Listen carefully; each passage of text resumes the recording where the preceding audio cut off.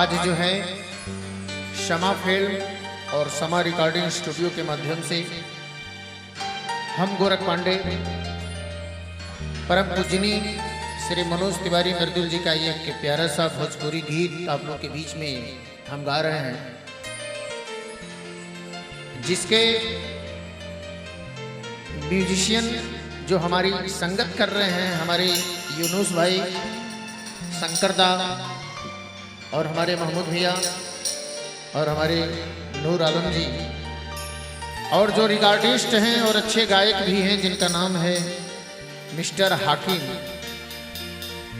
आज जो है ये गीत आप लोगों के बीच में हम गा रहे हैं और आप लोगों से विशेष निवेदन है कि इस गीत को जरूर आप लोग सुने और इस चैनल पे अपना आशीर्वाद दें। आइए कहना है, एक लड़की के टाइम मिलल,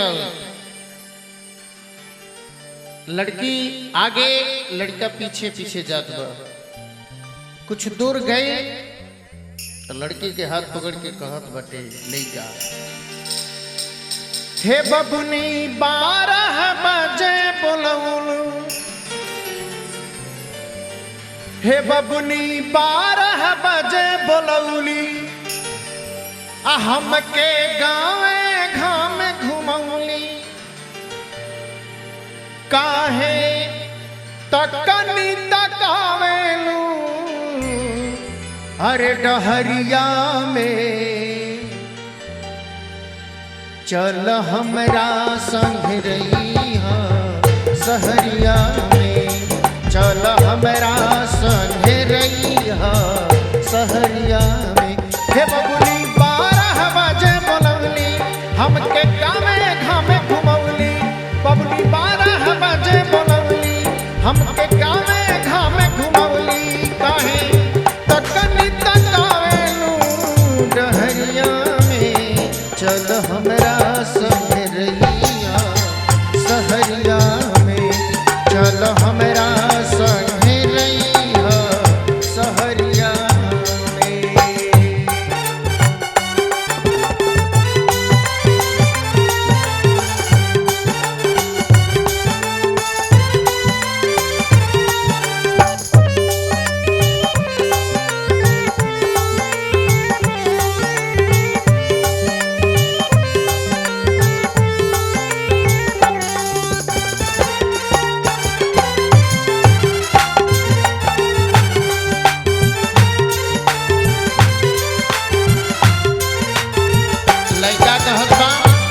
सुघर सूरत बा तोहार टिकुली शोभेला नीला,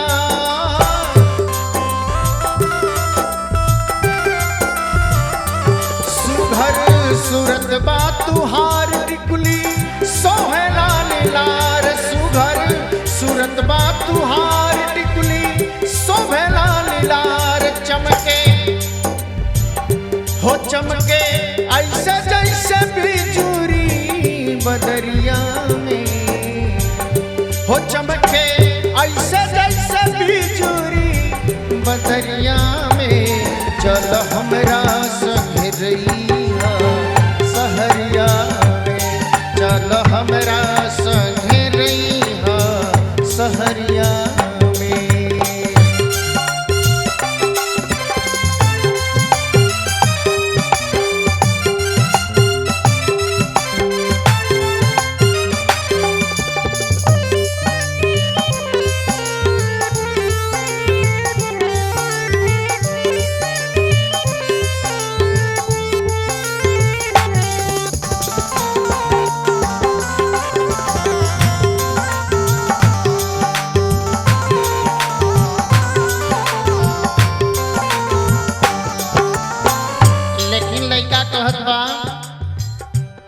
माई डाटी भैया भौजी पढ़ के बनब हम फौजी, माई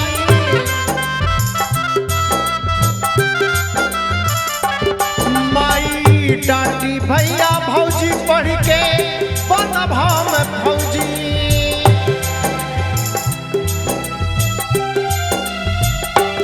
नहीं लइका कहत बा कि माई डाटी भैया भौजी पढ़ के बनब हम फौजी।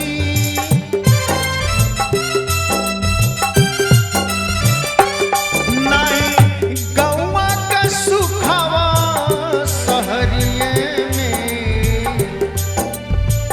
हो, नहीं गौवा का सुखावा शहरिये में। चल हमरा संग रही शहरिये में, चल हमरा संग रही शहरिये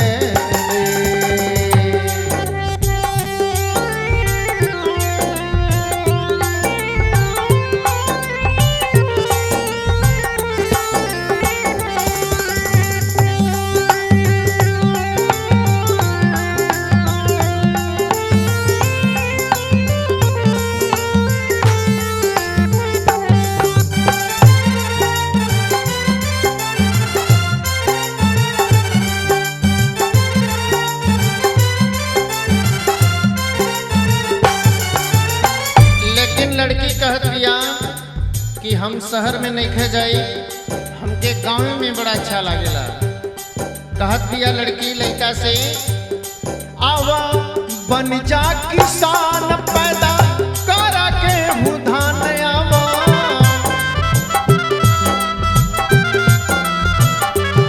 आवा बन जा किसान पैदा करा के धान आवा।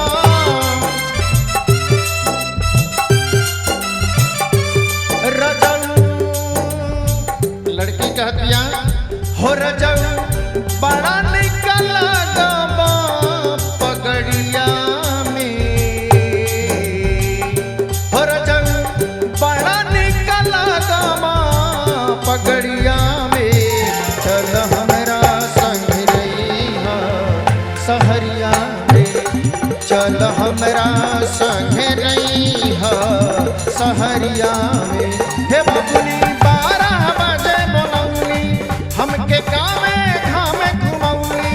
बबुनी 12 बजे बोलौली हमके कामे घामे घुमौली। काहे तकनी तकाएनु डहरिया में। चल हमरा संग रही शहरिया में, चल हमरा संग रही शहरिया में। चल हमरा संग रही शहरिया में, चल हमरा संग रही शहरिया में। रजऊ बड़ा निकल गवा पगड़िया में। चल हमरा संग रही अरे शहरिया में। बहुत बहुत धन्यवाद, थैंक यू।